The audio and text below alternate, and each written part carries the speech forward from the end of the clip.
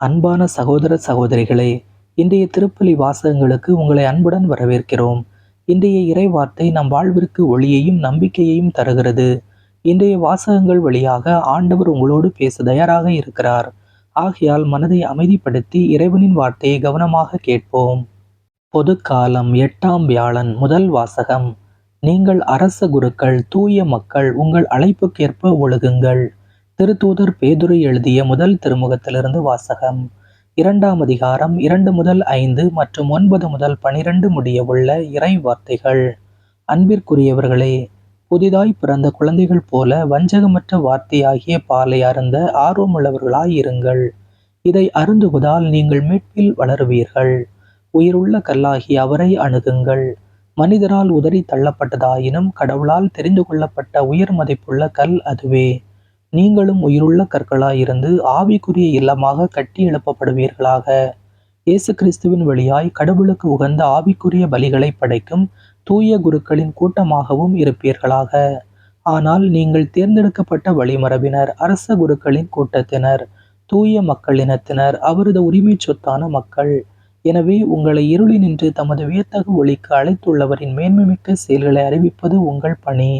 முன்பு நீங்கள் ஒரு மக்களினமாய் இருக்கவில்லை, இப்பொழுது கடவுளுடைய மக்களாக இருக்கிறீர்கள். முன்பு இரக்கம் பெறாதவர்களாய் இருந்தீர்கள், இப்பொழுதோ இரக்கம் பெற்றுள்ளீர்கள். அன்பிற்குரியவர்களே, நீங்கள் அந்நியரும் தற்கால குடிகளுமாய் இருப்பதால் ஆன்மாவை எதிர்த்து போர் புரியும் ஊனியல்பின் இச்சைகளை விட்டுவிடும்படி உங்களை வேண்டிக் கொள்கிறேன். பிற இனத்தினர் நடுவில் நன்னடத்தை உடையவராய் இருங்கள். அவர்கள் உங்களை தீயவர்கள் என்று பழித்துரைப்பினும் உங்கள் நற்செயல்களைக் கண்டு கடவுள் சந்திக்க வரும் நாளில் அவரை போற்றி புகழ்வார்கள். ஆண்டவரின் அருள்வாக்கு. இறைவனுக்கு நன்றி. பதிலுரை பாடல் பல்லவி. மகிழ்ச்சி நிறை பாடலுடன் ஆண்டவர் திருமுன் வாருங்கள். மகிழ்ச்சி நிறை பாடலுடன் ஆண்டவர் திருமுன் வாருங்கள். அனைத்துலகோரை ஆண்டவரை ஆர்ப்பரித்து வாழ்த்துங்கள். ஆண்டவரை மகிழ்ச்சியுடன் வழிபடுங்கள். மகிழ்ச்சி நிறை பாடலுடன் அவர் திருமுன் வாருங்கள். பல்லவி. மகிழ்ச்சி நிறை பாடலுடன் ஆண்டவர் திருமுன் வாருங்கள். ஆண்டவரே கடவுள் என்று உணருங்கள். அவரே நம்மை படைத்தவர், நாம் அவர் மக்கள், அவர் மேய்க்கும் ஆடுகள். பல்லவி. மகிழ்ச்சி நிறை பாடலுடன் ஆண்டவர் திருமுன் வாருங்கள். நன்றியோடு அவர்தம் திருவாயில்களில் நுழையுங்கள்.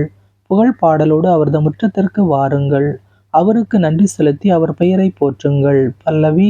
மகிழ்ச்சி நிறை பாடலுடன் ஆண்டவர் திருமுன் வாருங்கள். ஏனெனில் ஆண்டவர் நல்லவர், என்றும் உள்ளது அவர்தம் பேரன்பு. தலைமுறைதோறும் அவர் நம்பத்தக்கவர். பல்லவி. மகிழ்ச்சி நிறை பாடலுடன் ஆண்டவர் திருமுன் வாருங்கள். அல்லேலூயா.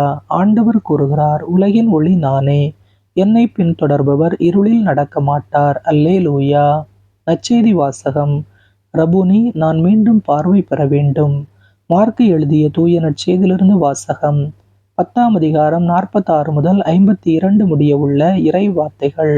அக்காலத்தில் இயேசுவும் அவருடைய சீடரும் எரிகோவுக்கு வந்தனர். அவர்களும் திரளான மக்கள் கூட்டமும் எரிகோவை விட்டு வெளியே சென்றபோது திமேயுவின் மகன் பர்த்திமேயு வழியோரம் அமர்ந்திருந்தார். பார்வையற்ற அவர் பிச்சை எடுத்துக் கொண்டிருந்தார்.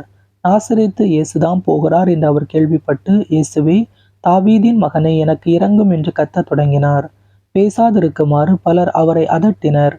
ஆனால் அவர் தாவீதின் மகனை எனக்கு இரங்கும் என்று இன்னும் உரக்க கத்தினார். இயேசு நின்று அவரை கூப்பிடுங்கள் என்று கூறினார். அவர்கள் பார்வையற்ற அவரை கூப்பிட்டு, துணிவுடன் எழுந்து வாரும், இயேசு உம்மை கூப்பிடுகிறார் என்றார்கள்.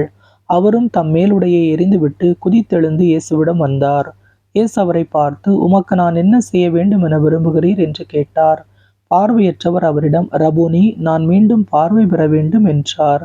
இயேசு அவரிடம், நீர் போகலாம், உமது நம்பிக்கை உம்மை நலமாக்கிற்று என்றார். உடனே அவர் மீண்டும் பார்வை பெற்று அவரை பின்பற்றி அவருடன் வழிநடந்தார். ஆண்டவரின் அருள்வாக்கு. கிறிஸ்துவே, உமக்கு புகழ். இன்றைய சிந்தனை. எரிகோவின் பாதையோரம் அமர்ந்திருந்தார் பர்த்திமேயு. பார்வையற்ற அவர் பிச்சை எடுத்துக் கொண்டிருந்தார். வாழ்க்கையின் வேதனையில் வாழ்ந்த அவருக்கு இயேசுவின் வருகை ஒரு நற்செய்தியாக அமைந்தது. இயேசு வழியாய் போய்க் கொண்டிருந்தார். இயேசுவே, தாவீதின் மகனை எனக்கு இரங்கும் என்று கத்தினார். இயேசுவின் காதில் இந்த பர்த்திமேயுவின் கதறல் விழுந்தது. இயேசு அவரை அழைத்து பார்வை அளித்தார். இயேசுவிடம் நமது வேண்டுதல்களை சமர்ப்பிக்கின்ற போது நாமும் இறைவனின் வல்ல செயல்களை காண்போம்.